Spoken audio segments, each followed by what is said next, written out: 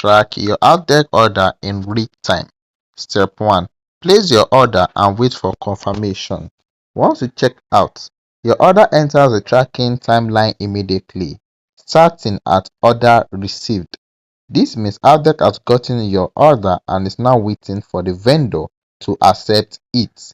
Step 2. Open the Order tab in the app.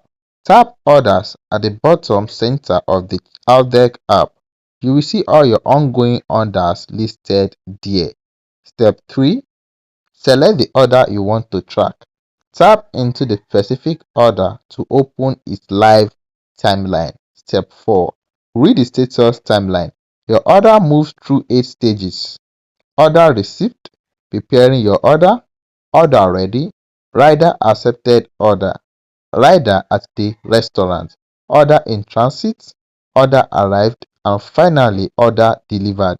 The current status is shown in bold with a check mark, along with the exact time it was last updated. Step 5. Watch it move live from pick up to delivery. Once a rider is assigned, you can see their real-time location as they move from the restaurant to you. No need to keep refreshing, since the app updates the timeline automatically as each stage happens.